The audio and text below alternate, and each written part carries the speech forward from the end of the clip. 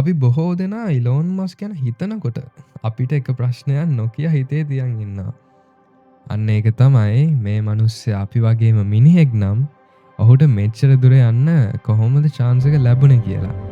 Tesla කියයි rocket කියයි මාස් කියයි මේවා අපිට දුරස්ථ සිහින වගේ. නමුත් ඉලෝන් මස්ක් වෙනස් වෙන්නේ ඔහු උපන් තැන නිසා නෙවෙයි.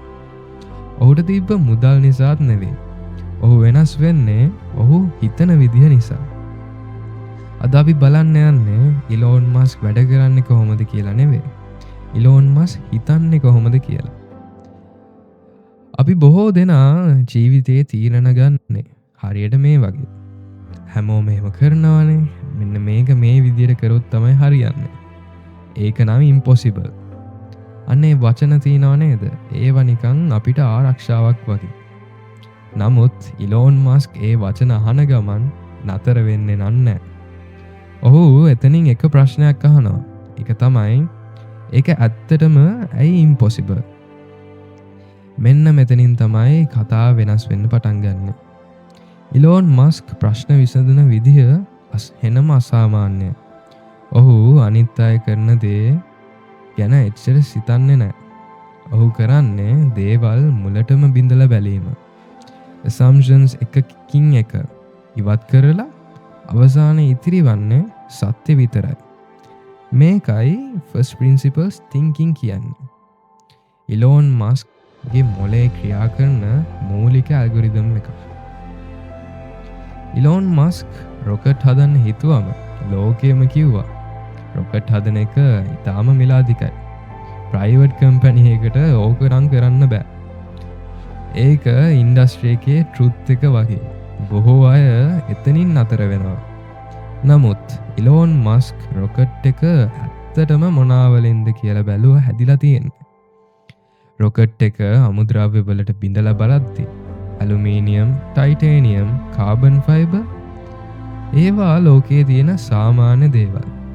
ඉලෝන් මස්ක් එතනින් වැඩිදුර හිතනවා. එයා හිතනවා එහෙනම් මිල අධික වෙන්නේ රොකට් එක නෙවෙයි, ප්‍රොසෙස් එකයි. මෙන්න මේක තමයි ඔහුගේ ටර්නින් පොයින්ට් එක. රොකට් එක නැවත හදන එක නෙවෙයි, ප්‍රොසෙස් එකයි නැවත හදන්න ඕනේ. මෙන්න මෙතනින් තමයි ඔහුගේ SpaceX කම්පැනි එක පටන් ගන්න.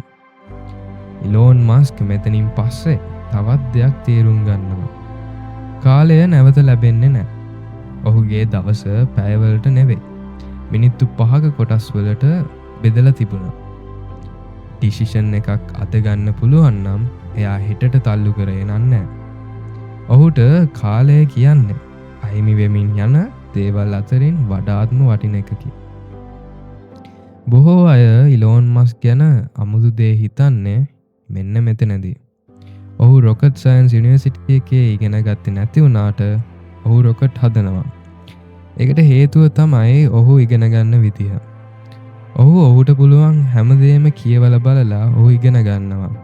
නවත්වන්නේ නැහැ. ඔහු කියවලා ඉවර වෙලා ඔහු ඒව කරනවා. වැරදි වෙයි, ෆේල් වෙයි. නමුත් ඒ ඔහුට නතර වීමක් නෙවෙයි. ඒවා ඉදිරියට යන්න ලැබෙන ඇඟවීම. මේ මාර්ගය ලේසි නෙවෙයි. ටෙස්ලා සහ SpaceX ආරම්භක කාලේ ඉලෝන් මස්ක් ෆැක්ටරි වල නිදාගෙන වැඩ කළා. මුදල් ඕල්මෝස්ට් ඉවර වෙලා පුද්ගලික ජීවිතේ බිඳුණා. නමුත් ඔහු නතර වුණේ නැහැ.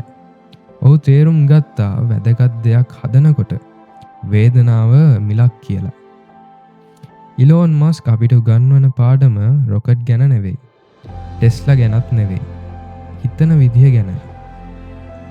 assumptions ප්‍රශ්න කරන්න, කාලයට ගරු කරන්න, කරගෙන ඉගෙන ගන්න, වගකීම බාර ගන්න. මෙන්න මේ දේවල් එකතු වුණාම සාමාන්‍ය මිනිහෙක්ටත් පුළුවන් අසාමාන්‍ය දුරක් යන්න. ඔයා ඉලෝන් මස්ක් වෙන්න ඕනේ නැහැ. නමුත් ඔයාට ඔහු වගේ හිතන්න පුළුවන්. ඒකයි සත්‍ය වෙනස. රොකට් හදන එක සමහර විට ඔයාගේ ඉලක්කය නෙවෙයි. නමුත් ඔයාගේ ජීවිතය නැවත ඩිසයින් කරන එක ඔයාගේ අතේ තියෙන දෙයක්.